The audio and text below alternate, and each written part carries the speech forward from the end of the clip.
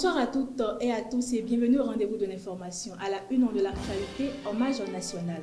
Disparition de Rigobert Coutonnet, figure marquante de la douane béninoise et acteur majeur du football. Retour sur le parcours d'un serviteur de l'État respecté et discret.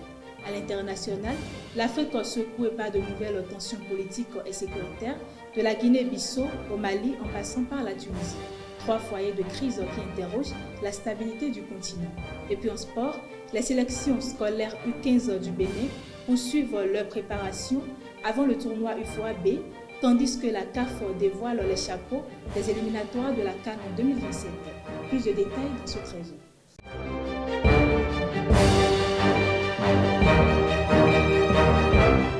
Rebonsoir chers internautes, Rigobert Coutonnet, figure emblématique de la douane béninoise et acteur majeur du football national, s'est éteint dans la nuit du 24 au 25 novembre 2025. De Doumé à la tête de plusieurs services sensibles, il aura marqué son passage par une discipline exemplaire et une profonde loyauté envers l'État.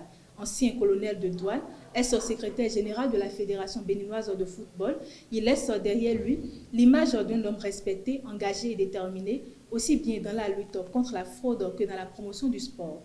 Retour sur le parcours d'un serviteur discret mais incontournable avec Jean-Aclé Mouidino Lawani. Rigobert Coutonnet, originaire de Doumé dans la commune de Savalou, a marqué de son empreinte aussi bien l'administration douanière que le monde du football béninois. Entré très jeune dans la douane béninoise dans les années 1980, il gravit progressivement les échelons grâce à sa rigueur et à son sens du devoir. Dans les années 2000, il occupe un poste stratégique, chef de la brigade de la douane aéroportuaire, un service sensible où il dirige plusieurs opérations majeures de lutte contre la fraude. Sous son commandement, l'unité Action réalise notamment la saisie de 514 cartons de produits pharmaceutiques contrefaits, une opération qui avait fortement attiré l'attention des autorités et renforcé la réputation d'efficacité de son équipe. Rigobert Coutonnet devient l'une des figures de référence dans l'institution. Dans les années 2010, il est promu colonel de douane, un grade qui récompense une carrière marquée par la discipline, la discrétion et la loyauté envers l'État. Parallèlement à ses fonctions administratives, il s'investit profondément dans le football béninois.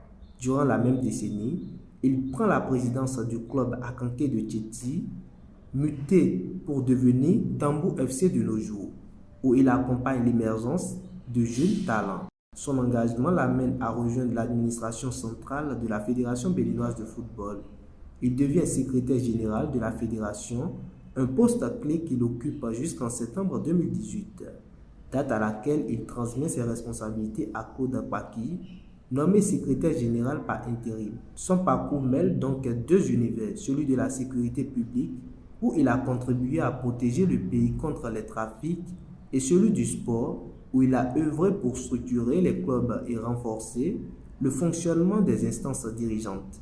Rigobert s'éteint à son domicile dans la nuit du 24 au 25 novembre 2025, laissant derrière lui l'image d'un homme engagé, mesuré et profondément respecté. La douane béninoise salue alors la disparition d'un cadre exemplaire, tandis que la Fédération béninoise de football dirigée par Mathurin de Chacus parle de lui comme un professionnel passionné, toujours disponible pour servir. Son héritage demeure celui d'un administrateur rigoureux et d'un acteur majeur pour le développement du football béninois.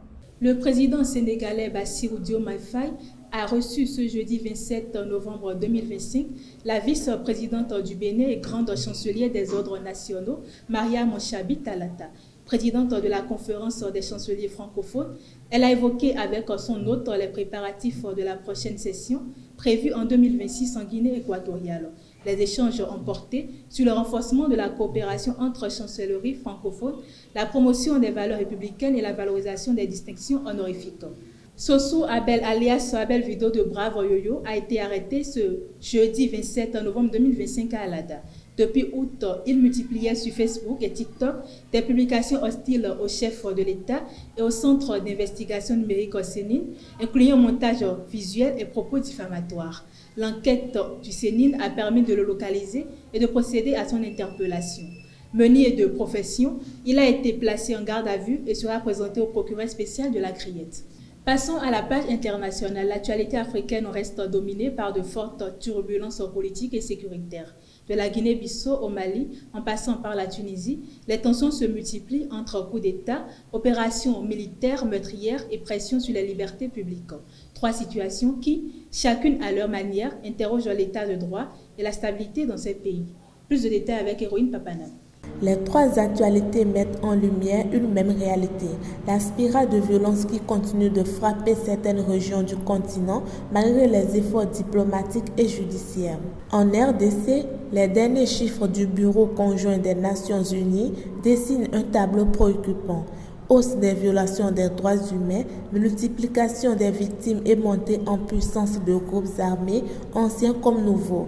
L'Ituri en est l'exemple le plus alarmant avec des ADF responsables de plus d'1 millier de victimes en 6 mois. À cela s'ajoute l'explosion des violences sexuelles qui traduit un climat d'impunité persistant. Au Soudan, la situation n'est guère plus rassurante.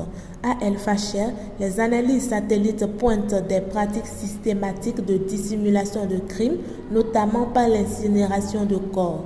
L'arrêt d'activité dans plusieurs quartiers et marchés laisse planer de graves interrogations sur le sort de milliers de civils introuvables dans une ville désormais coupée du monde.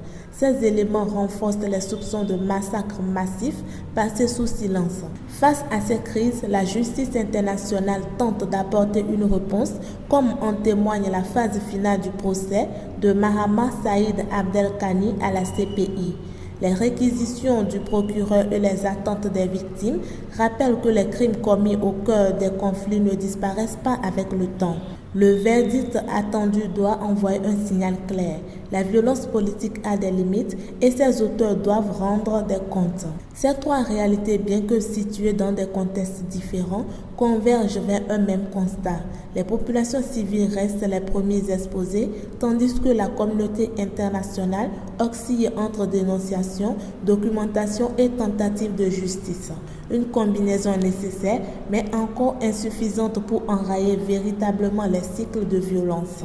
Sport pour boucler cette édition en stage de préparation.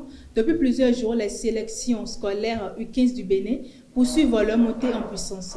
Ce mercredi, les Amazones et Guépa U15 ont livré leur deuxième série des matchs amicaux au stade Omnisport de Ouida. Ces confrontations interviennent après les premiers tests concluants face à l'AS Yonou Asuka chez les filles et l'AS Glegbenu chez les garçons. Ces matchs amicaux permettent au sélectionneur national Séverin Rino Danha et à tout son staff d'évaluer le niveau actuel et les ajustements nécessaires à effectuer avant le coup d'envoi de la 4e édition du tournoi UFOA BU15 scolaire prévu du 2 au 4 décembre 2025 au stade du 4 août de Ouagadougou. La Confédération africaine de football CAF a publié des chapeaux des éliminatoires de la CAN Maroc 2027.